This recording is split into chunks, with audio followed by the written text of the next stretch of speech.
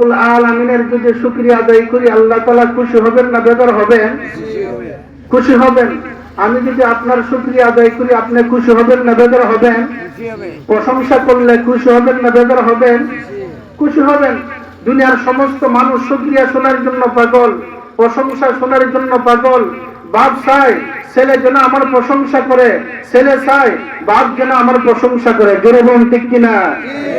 দুনিয়ার সমস্ত মানুষ প্রশংসা শোনার জন্য পাগল। এইভাবে মহান রব্বুল আলামিনের যদি প্রশংসা করেন আল্লাহ খুশি হন। আল্লাহ কেমন খুশি হন? কিতাবের ভাষায় যখন বান্দা বান্দি আল্লাহর প্রশংসা করেন আল্লাহ খুশি হইয়া বান্দা বান্দিকে মাফ করে দেন। তার প্রমাণ বড় একজন মুহাদ্দিস ছিলেন, মুফতি ছিলেন, ফকিহ ছিলেন, আল্লামা ইয়াহিয়া রহমাতুল্লাহ আলাইহি। উনি বড় আলিম ছিলেন, বড় মুফতি ছিলেন, মুহাদ্দিস ছিলেন। উনি যখন ইন্তিকাল করলেন আরেকজন আল্লাহর উনি স্বপ্নে দেখলেন। স্বপ্নে দেখে জিজ্ঞাসা করলেন, মা ফাআলাল্লাহু বিকা ইয়া ইয়াহিয়া, হে আল্লামা ইয়াহিয়া রহমাতুল্লাহ আলাইহি, আল্লাহ তাআলা আপনার সাথে কিরূপ আচরণ করেছেন? আল্লামা ইয়াহিয়া রহমাতুল্লাহ আলাইহি স্বপ্নেই জবাব দিলেন, কাদ গাফারাল্লাহু লি, মহান আল্লাহ আমাকে মাফ করে দিয়েছেন। সুবহানাল্লাহ। আমরা আল্লাহ তাআলা মাফ চাই কি চাই না? আল্লাহ মাফ না করলে কেউ জান্নাতে যাইতে পারবে না। আল্লাহ আমাদের সবাইকে মাফ করে দেন। জোরে বলুন আমিন। আমিন। এবার আল্লাহর ওলি স্বপ্নে জিজ্ঞাসা করলেন, লিমা গাফারাল্লাহু লাকা ইয়া ইয়াহিয়া, হে আল্লামা ইয়াহিয়া রহমাতুল্লাহ আলাইহি, আল্লাহ তাআলা আপনাকে মাফ কেন করলেন? কি কারণে মাফ করলেন?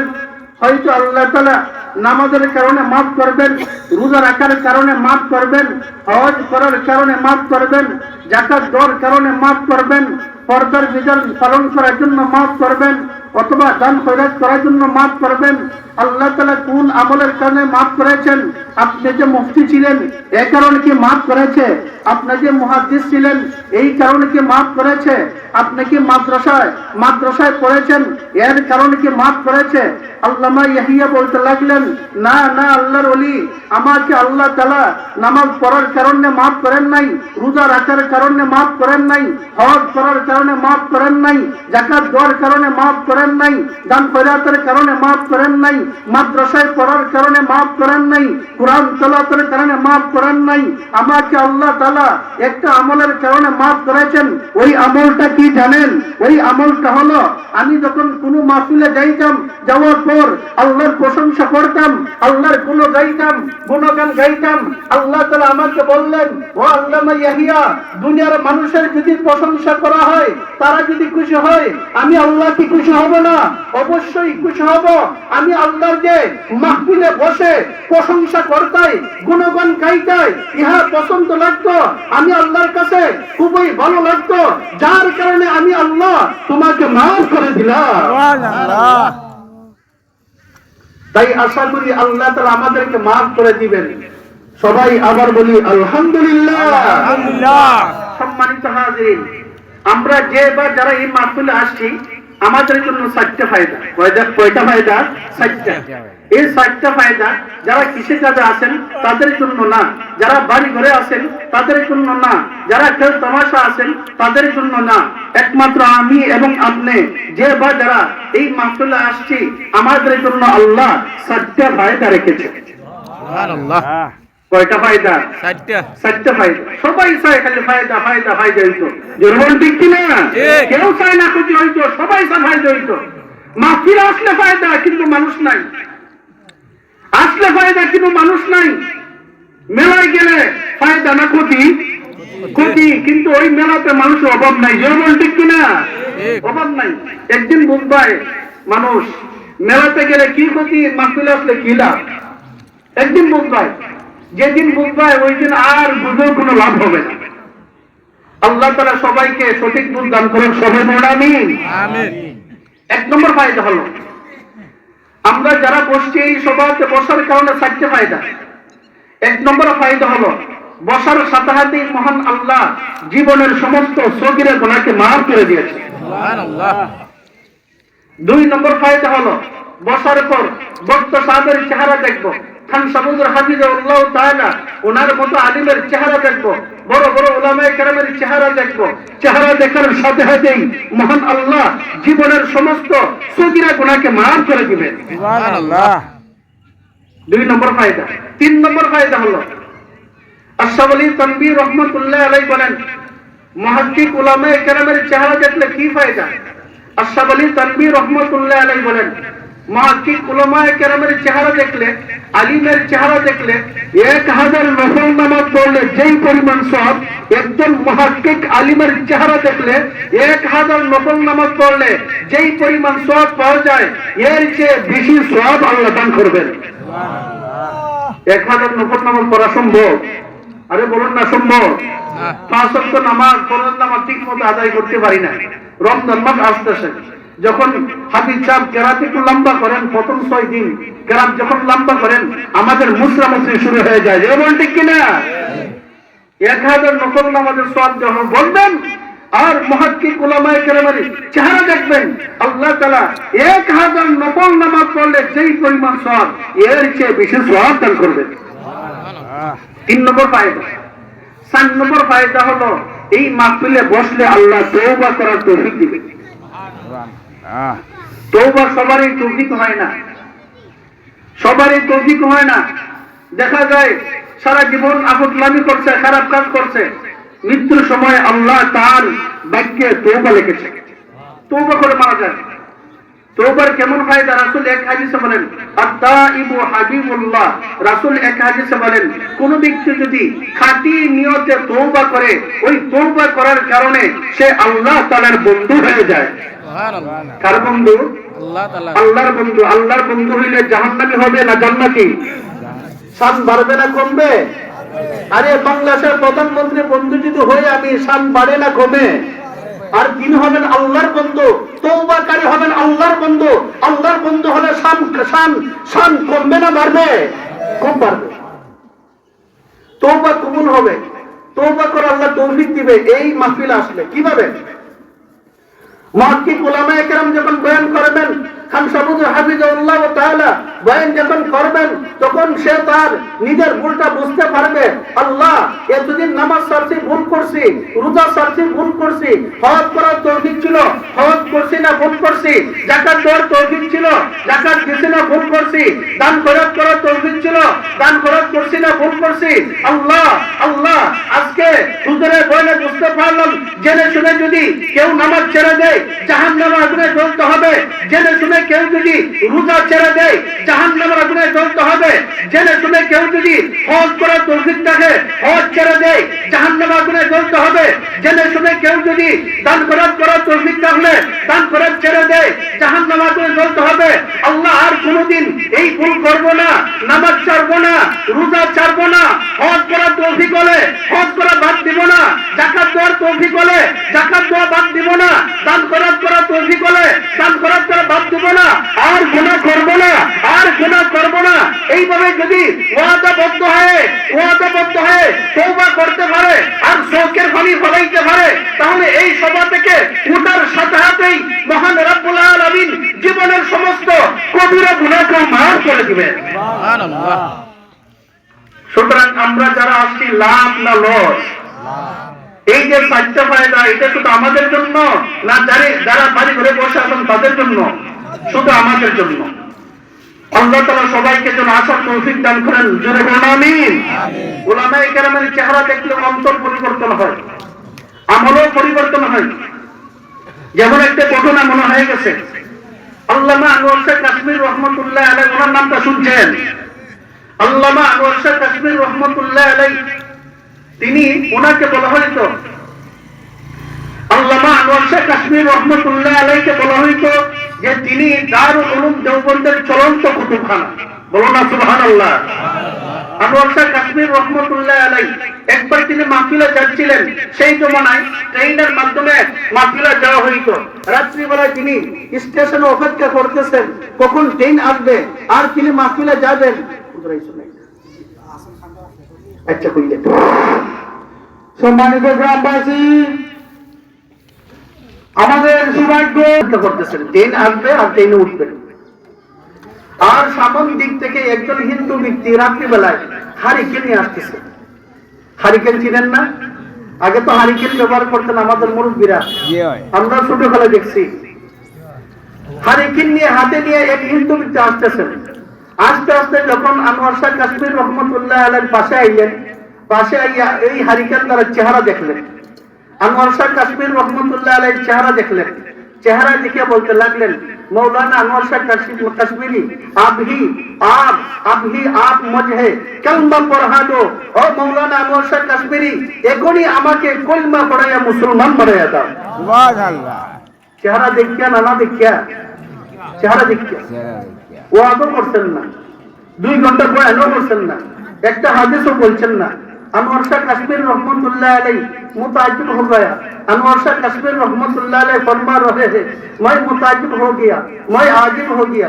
अरे क्या फरमा रहे हैं? मैं तो उसको वाज भी नहीं किया और नसीहत भी नहीं किया। वो फरमा रहे हैं आप ही मैं उसको कलमा पढ़ा दो। अनवर शाह कश्मीर रहमतुल्लाह अलैह বলেন, আমি অবাক হয়ে গেলাম। আরে কি ব্যাপার, কি ব্যাপার?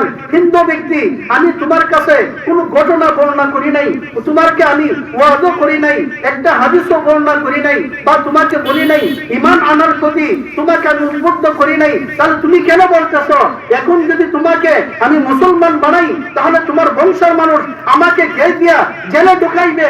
না, তা হবে না, তা হবে না। হিন্দু ব্যক্তি বলতে লাগলেন, मौलाना अनवर शाह कश्मीरी मैं कह रहा हूँ अभी कलमा पढ़ा दो, अभी कलमा पढ़ा दो, क्योंकि आपके चेहरा देखने से मालूम होता है आपका अल्लाह वली है। अल्लाह के वली कभी झूठ नहीं बोलते। मौलाना अनवर शाह कश्मीरी আপনাকে আমি জেলে ঢুকাইবো না, আমি সজনে বলতেছি আপনি কালমা পড়ান, কালমা পড়ান। আপনার চেহারা দেখে বুঝতে পারতেছি আপনি আল্লাহর ওলি। আল্লাহর ওলিরা কখনো মিথ্যা বলে না, কখনো মিছা কথা বলে না।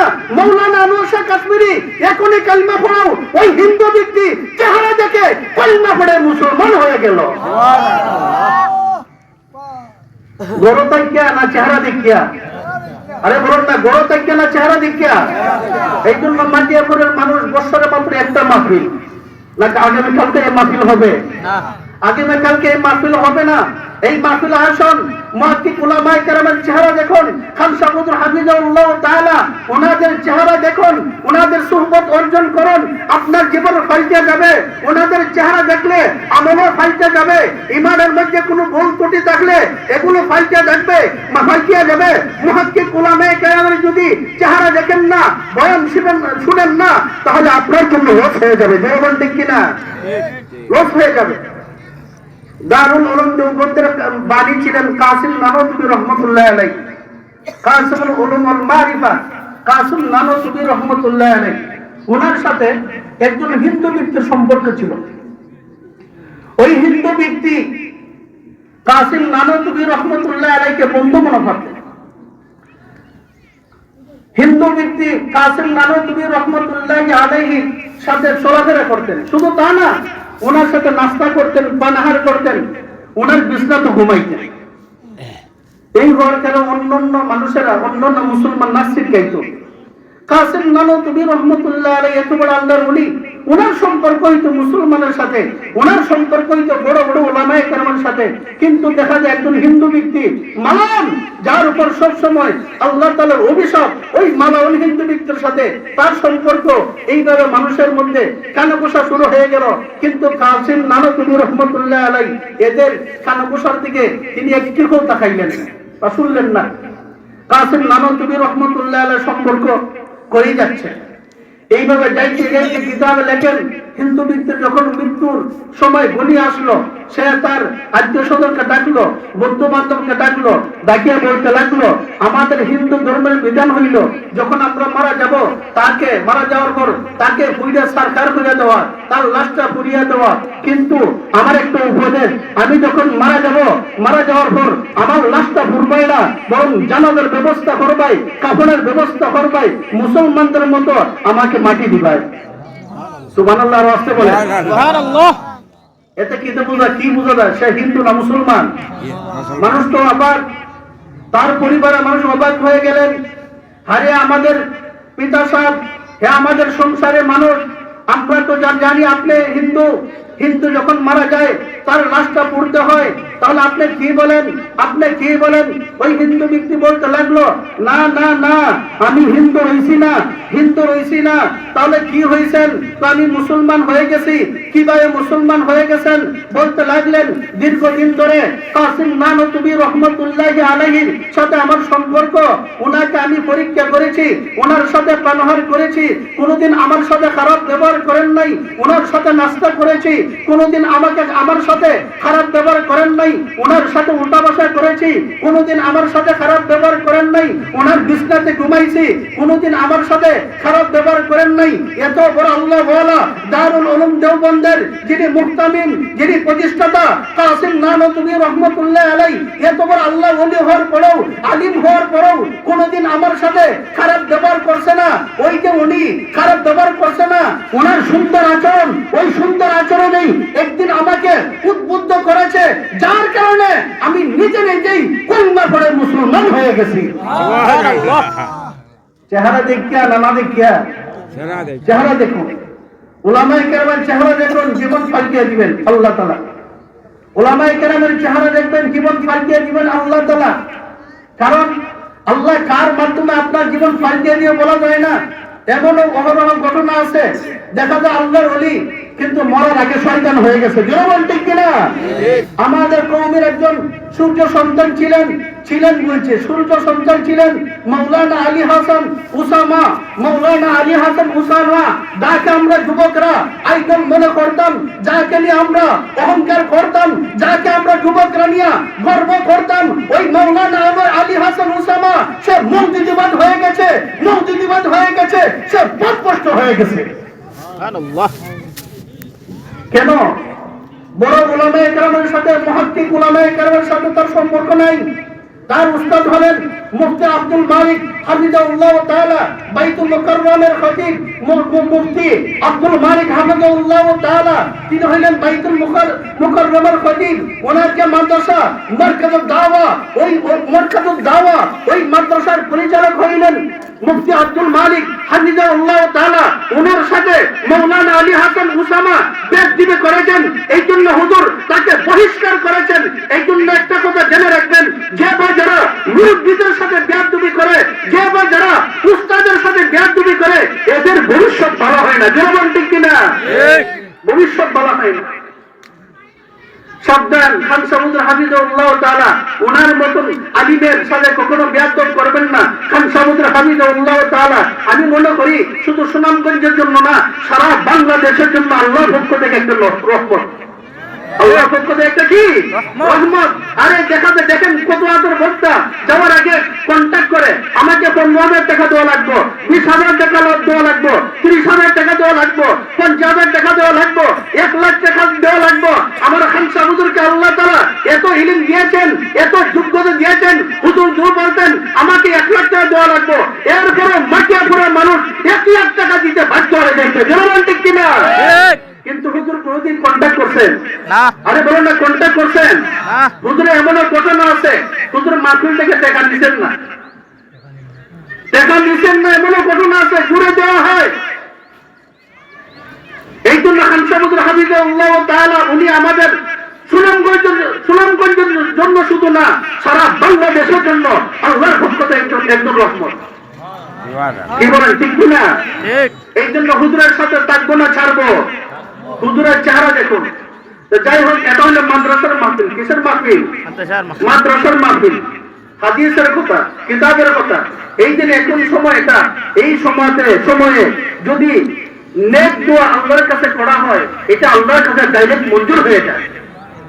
সুতরাং আমাদের দোয়া আল্লাহর কাছে মঞ্জুর হোক, আমরা তা চাইকে চাই না। আরে বলুন না, চাইকে চাই না। কে কে চাই? হাত তুলে দেখান। নারায়ে তাকবীর, দ্বীন ইসলাম, মাকিয়াপুর মাদ্রাসা জিন্দাবাদ। একজন বলেন এই মাদ্রাসা কিয়ামত পর্যন্ত থাকার জন্য। আর আমি কবরে বসে বসে সময়ে এক মন